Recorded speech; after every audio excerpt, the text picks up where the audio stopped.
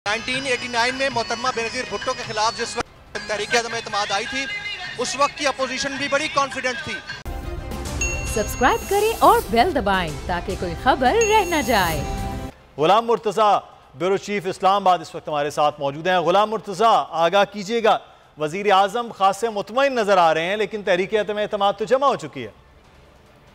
जी बिल्कुल, तहरीक अदम एतमाद जमा करवा दी गई है मुतहदा अपोजिशन की जानिब से, लेकिन वज़ीर आज़म इमरान खान ने यूट्यूबर के साथ मुलाकात की है, जिसमें उन्होंने कहा है कि हुकूमत कहीं नहीं जा रही, अपोजिशन बुखलाहट का शिकार है, अफवाज पाकिस्तान हुकूमत के साथ हैं और किसी भी तरह की बेचैनी किसी हवाले से नहीं है। उन्होंने कहा कि फौज जो है वो चोरों के फलंदे को जो है वो इस तरह से कामयाब नहीं होने देगी। अपोजिशन की तहरीक अदम एतमाद नाकामी से दो चार होगी।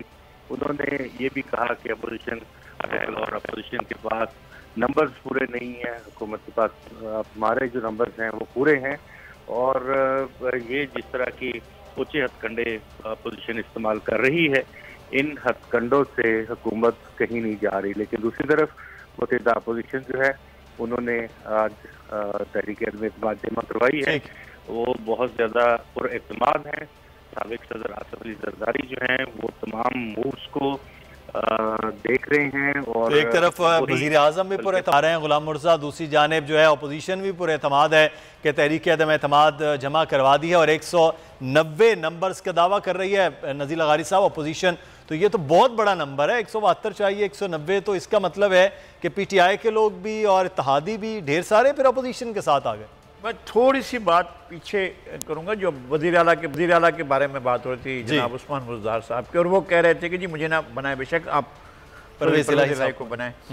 मैं आपको ये खबर दे रहा हूँ कि दरागादी खान डिवीज़न जो है, जहाँ के वो हैं दरागादी खान, राजनपुर, मुजफ्फरगढ़, तैया, ये इनको छोड़ चुका है। वज़ीर आला को उनका अपना डिवीज़न जो है वो छोड़ चुका है। लगारी, मज़ारी, दरीशक और दूसरे जो बड़े बड़े कबाइल हैं उनके लीडर और सैयद यहाँ के मुजफ्फरगढ़ के और जो दो और लोग हैं वो इनको छोड़ चुके हैं, इनका साथ देने को तैयार नहीं है। वो कह रहे हैं कि कोई भी आ जाए हम इनका साथ नहीं देंगे। इन्होंने जिस बुरी तरीके से अपने इलाके को नज़रअंदाज किया और जिस बुरे तरीके से अपने अरकान असम्बली को नाराज़ किया, अपने वज़ीरों को नाराज़ किया, अपने वज़ीरों के साथ मुलाकात नहीं हो सकती थी। ये वज़रा होते थे इसी डिवीज़न से, जो वज़रा थे वो वज़ीर आला को नहीं मिल पाते थे, उनके जो वो रखे हुए थे, फ्रंट मैन रखे हुए थे, वो उनके साथ बैठकर बात करते थे और वो भी लेन देन की बातें होती थी। ये बातें आई हैं हमारे इल्म में। मेरे ख्याल में वज़ीर आला को तो अगर कोई ग्रुप बना रहे हैं तो दरागादी खान डिवीज़न से बाहर का कोई ग्रुप हो सकता है।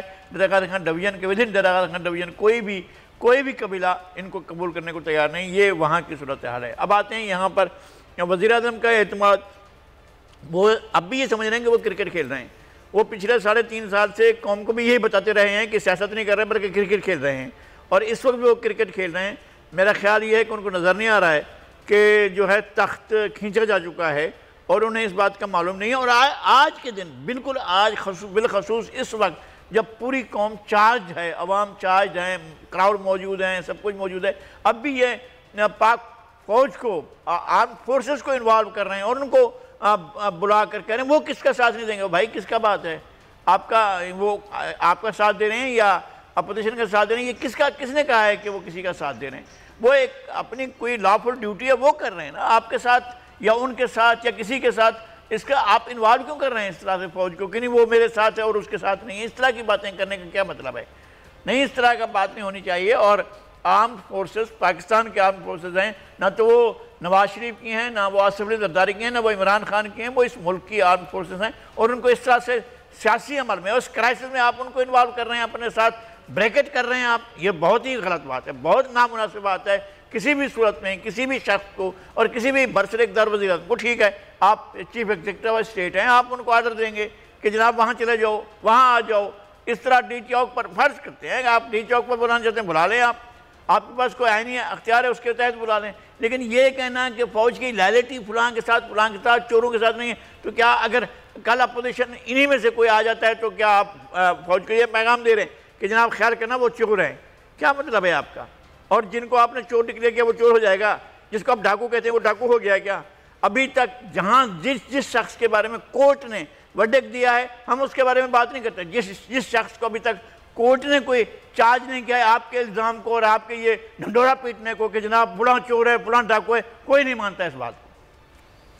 नहीं तो सर एक बात जो इसमें पंजाब के हवाले से अगर हम बात करें, क्योंकि बहुत ज़्यादा गर्म खबर हो गई है, उसामा गाजी आप क्योंकि लाहौर में मौजूद हैं, उस्मान बुज़दार साहब तो अड़ गए हैं कि अलीम खान नहीं बाकी किसी को बना लिया जाए, तो ये तहरीक अदम एतमाद का मुकाबला अगले 14-15 दिन वज़ीर आज़म तो मरकज़ में करेंगे, लेकिन ये क्या फिर पंजाब में एक नया क्राइसिस PTI के अंदर दोबारा उठने जा रहा है, जो उस्मान बुज़दार साहब अपनी मर्जी कर रहे हैं कि ये नहीं होगा ये, तो खान साहब फिर अपने आप को बचाएंगे, इधर पंजाब को बचाना है उन्होंने?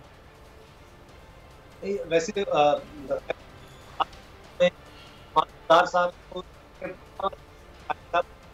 साहब तो खुद एक MP है,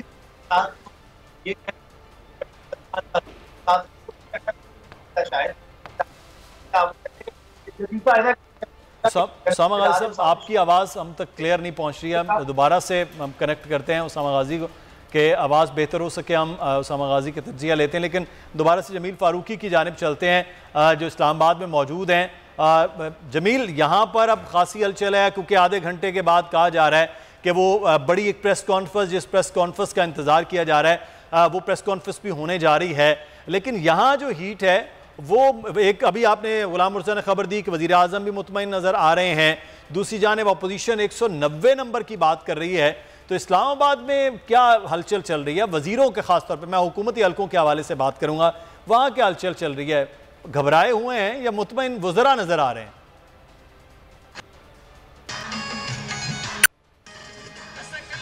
देखें मुदस्सिर, हमें हिस्टोरिकल फैक्ट्स को नहीं भूलना चाहिए। 1989 में मोहतरमा बेनज़ीर भुट्टो के खिलाफ जिस वक्त तहरीक अदम एतमाद आई थी, उस वक्त की अपोजिशन भी बड़ी कॉन्फिडेंट थी, बड़े नंबर्स लेने की बात की जा रही थी, और जब वोटिंग हुई तो 12 वोटों से पूरी तरह नाकाम हुई। तो हुकूमत, जिस वक्त हुकूमत के खिलाफ तहरीक अदम एतमाद आती है, खासतौर पर प्राइम मिनिस्टर के खिलाफ, तो लूजिंग एंड के ऊपर प्राइम मिनिस्टर हुआ करता है, ना कि अपोजिशन होती है। अपोजिशन का ये मूव अपनी जगह पर कमेंडेबल होगा, अपोजिशन के हलकों में कि वो रिक्विजिशन देने में भी कामयाब हो गए, एक बड़ा मोमेंटम जनरेट करने में भी कामयाब हो गए, और नो कॉन्फिडेंस मोशन लाने में भी कामयाब हो गए। लेकिन जहां तक बात है इसकी कामयाबी की, तो हिस्टोरिकल फैक्ट के मुताबिक प्राइम मिनिस्टर के खिलाफ तहरीक अदम एतमाद कामयाब नहीं हुई है, और जब गवर्नमेंट लूजिंग एंड के ऊपर होती है तो अपने तमाम तर सोर्सेज, रिसोर्सेज, अच्छा, इस पे हम बात करते हैं। जमील फारूकी इस पे हम बात, हमारे साथ मौजूद हैं वफाकी वज़ीर दाखिला शेख रशीद अहमद साहब। बहुत शुक्रिया शेख साहब आपके वक्त का। वज़ीर आज़म के खिलाफ तहरीक अदम एतमाद जमा करवा दी गई है कौमी असम्बली में, तो सर वो तो कह रहे हैं 190 लोग उनके साथ मौजूद हैं और तहरीक अदम एतमाद कामयाब करवा लेगी अपोजिशन। अभी तो 22 तारीख को ये दिन बनता है इनका, 14 दिनों के बाद। 22 तारीख के बाद ये एजेंडे पे आएगी। एक MNA मरा हुआ है, पहले दिन तो वो वैसे हो जाएगा, और 23 और 24 को कॉन्फ्रेंस हो रही है हॉल में जी। तो या इनको देखना होगा, उसके बाद 7 दिन है, तो अभी कोई इतनी आसान बात नहीं, इंतजार करेंगे, इंशाल्लाह शिकस्त खाएंगे अल्लाह के हुक्म से। तो शेख रशीद अहमद साहब मेरे ख्याल मुख्तसर बात करके चले गए हैं, और मोहम्मद उसामा गाजी हमारे साथ मौजूद हैं। जी उसामा कह रहे थे कंटिन्यू कीजिएगा उसामा गाजी, कि एक तरफ तो मरकज में चल रहा है, दूसरी तरफ पंजाब में तो बिल्कुल हलचल अजीब हो रही है। देखिए, एक तो बात यह है अलीम खान साहब और जहांगीर तरीन एक नजर आ रहा है इकट्ठे फैसले कर रहे हैं जी।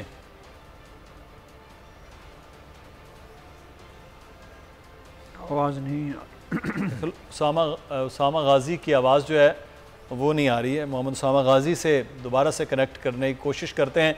एक जानिब अब कुछ ही देर के बाद बाकायदा प्रेस कॉन्फ्रेंस भी होने जा रही है, और वो प्रेस कॉन्फ्रेंस के लिए अब 3 बड़े वो बैठेंगे, और क्या ऐलानात हैं आज इसका भी इंतज़ार किया जा रहा है।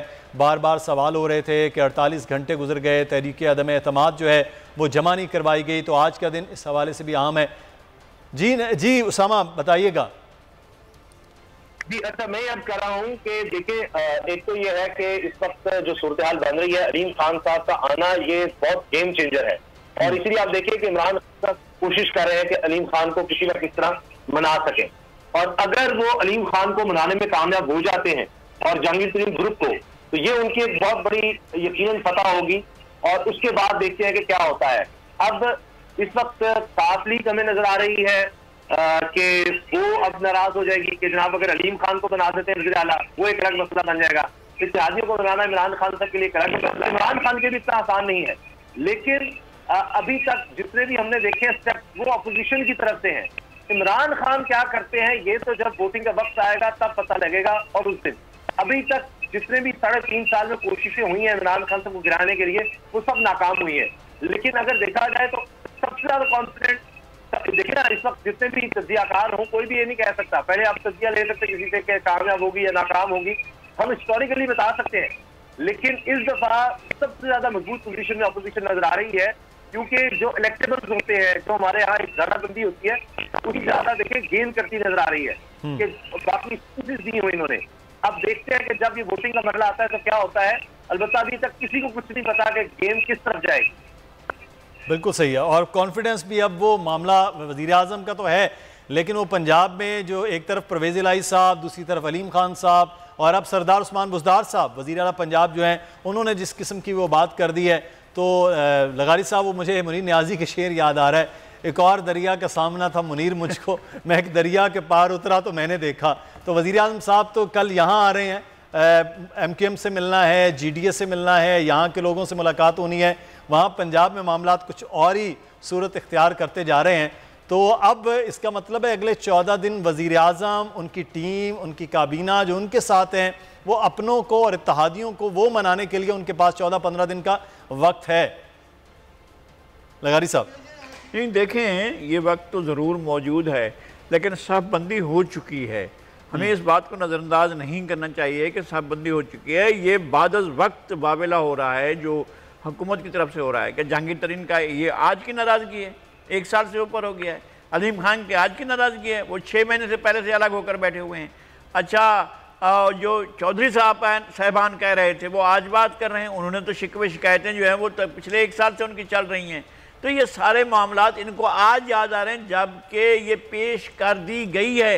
उसके बाद जाएंगे MKM के पास और MKM इनको एक पूरी फहरिस्त दे देगी कि लीजिए जनाब इन बातों पर अमल कीजिए, जो इनके बस में भी नहीं होगा किसी सूरत में भी। और ऐन मौके पर नहीं कह सकते हैं कि MKM किस जगह पर खड़ी होगी, ये बिल्कुल नहीं कहा जा सकता है। अगर वज़ीर आज़म पुरएतमाद हों तो बिल्कुल हो जाएं, उनके साथी पुरएतमाद हों तो बिल्कुल हो जाएं। ये अलीम खान को मनाने के लिए इन्होंने भेजा था इमरान इस्माइल को, इमरान इस्माइल क्या करके आ गए। और अलीम खान तो अब तरीन खान से, जहांगीर खान तरीन से मिलने के लिए वो तो मुल्क से बाहर जाने का सोच रहे हैं। तो अगर ये सारी सूरत हाल है तो अब हम कौन सी बात के बारे में ये सोचें? क्या चौधरी बिरादरान जो हैं वो अपोजिशन के आने को, जबकि इनको साथी साथ छोड़ चुके हैं, आज यहाँ पेश हो गई है कौमी असम्बली में। और अब इसके बाद 2-3 और काम मेरे ख्याल में बड़े होने वाले हैं। उस्मान बुज़दार साहब के खिलाफ तहरीक अदम एतमाद आने वाली है, बलूचिस्तान में बिदंजो साहब के खिलाफ आने वाली है। उनकी पार्टी जो है PTI अब वहाँ से जो है वो उनका साथ छोड़ रही है और वो इमरान खान साहब के साथ बलूचिस्तान में भी एक बड़ा हाथ होने वाला है। खुद खैबर पख्तूनख्वा में बहुत से दोस्त जो हैं उनके, बहुत पुराने और नए साथी जो हैं वो उनका साथ छोड़ने के बारे में बहुत संजीदा हैं और वो अपोजिशन से राब्ते में हैं। अपोजिशन से जो लोग राब्ते में हैं उनकी फहरिस्त इन्होंने मोहतात तरीके से जारी कर रहे हैं, लेकिन एक अच्छी खासी फहरिस्त मौजूद है जो इनका साथ छोड़ने के लिए तैयार है। जिस तरह से ऊपर साथ छोड़ने को तैयार है कौमी असम्बली में, इसी तरह से पंजाब असम्बली में भी साथ छोड़ने को तैयार हैं। तो तब्दीलियाँ जो हैं उसके बाद यके बाद दीगरें होंगी। और मेरा ये ख्याल भी है कि वज़ीर आज़म के साथ साथ हो सकता है कि स्पीकर कौमी असम्बली के खिलाफ भी तहरीक अदम एतमाद पेश कर दी जाए। तो ये इस बात का भी इम्कान है। मेरे ख्याल में एक धड़ाधड़ किस्म का खेल होगा और हम हैरत की तस्वीर बने देख रहे होंगे कि सियासी डेवलपमेंट किस तरह से हो रही है। मेरे ख्याल में बहुत तेज़, बहुत ही बरक रफ्तार किस्म की सूरत हाल होगी और मीडिया को इस दफ़ा बड़ा वो मिलेगा कि जनाब मीडिया के अंदर एक बड़ा शो रहेगा और बड़ी एक बहुत ज़्यादा वो ले रहा होगा, हलचल भी रहेगी। सर आप इधर बैठे होंगे, जमील फारूकी इसी तरह से कवर करते हुए नजर आएंगे, उसामा गाजी तज्जिया कर रहे होंगे, हम आपसे सवाल कर रहे होंगे। जमील फारूकी हमारे साथ मौजूद हैं। जमील, कोई फहरिस्त की भी बात हो रही थी, कोई खबरें आप तो इस्लामाबाद में जल्दी आप तक आती, हमारे तक कराची पहुंचते पहुंचते उसको थोड़ा टाइम लग जाता है। कोई 25-30 लोगों की फहरिस्त इमरान खान साहब को बताई गई है, जी ये आपकी पार्टी के लोग हैं, ये अगले आने वाले वक्त में किसी और जगह से इलेक्शन लड़ने जा रहे हैं और ये मामलात हो रहे हैं। फिर मंडी की बहुत लफ्ज़ इस्तेमाल हो रहा है। मैं थोड़ा सा इसके वो हक में नहीं होता हूँ क्योंकि सियासतदान है तो उनका भी एक अपना मामला है, लेकिन अब वो हॉर्स ट्रेडिंग तो अंदर नहीं बाहर कहीं ना कहीं नज़र आ रही होती है। फ्लोर क्रॉसिंग अंदर तो नहीं है, बाहर कहीं ना कहीं नज़र आ रही होती है। तो इसका मतलब है पीटीआई के अंदर अपने लोग जो इलेक्टेबल्स आए थे वो कहीं वापस जाने की तैयारियां कर रहे हैं।